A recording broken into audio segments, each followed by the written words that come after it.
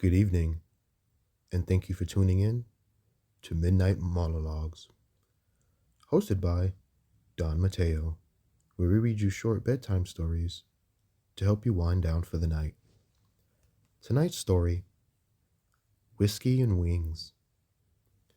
The neon sign above, the last drop, hummed with the low electric anxiety that mirrored the rhythm in Stacy's chest.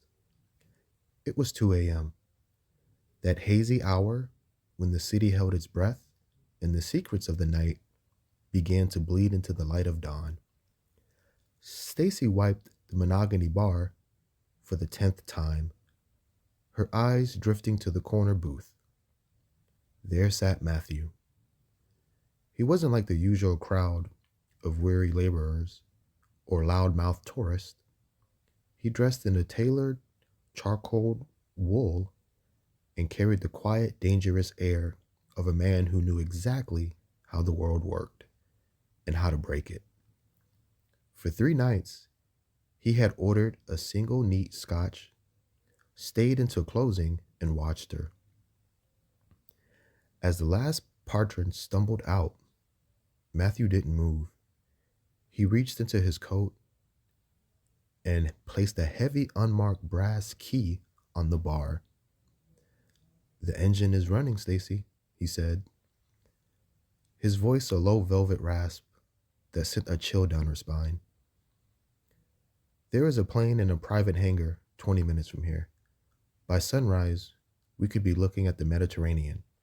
By tomorrow night, your life here, this grease, this noise, this struggle, will be a ghost story you could tell someone."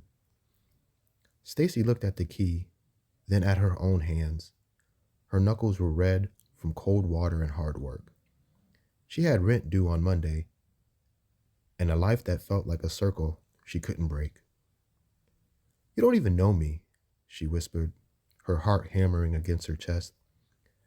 "I know you're a caged bird who forgot she has wings," Matthew replied, standing up. He leaned across the bar, the scent of expensive sandalwood and rain clinging to him. "And I know that the men I'm running from will be here in an hour. If you stay, you're just a witness. If you come, you're a partner." The air in the bar grew heavy. Through the fog glass of the front window, Stacy saw a black sedan pull up across the street. 2 figures sat inside, unmoving, watching the pub. The thrill wasn't just in the romance. It was in the sudden, sharp realization that her mundane world had just collided with something much darker and more beautiful. Matthew held out his hand. He didn't plead. He simply waited. Stacy looked at the tip jar, that stained coaster, and the clock that ticked away the seconds of her life she no longer recognized. She felt the magnet pull of the unknown, the terrifying, electric heat of a man who offered her the world at the price of her safety. She didn't grab her coat. She didn't lock the door behind. Stacy reached across the wood, her fingers sliding into Matthew's. His grip was firm, grounding her as the adrenaline took hold. Together they slipped out the side exit into the alleyway just as the sedan door clicked open. As they tore through the rain-slick streets in the silver coupe, Stacy watched the neon sign of the bar fade into a tiny flickering red dot in the rearview mirror. For the first time in years, she wasn't pouring a drink for someone else's journey.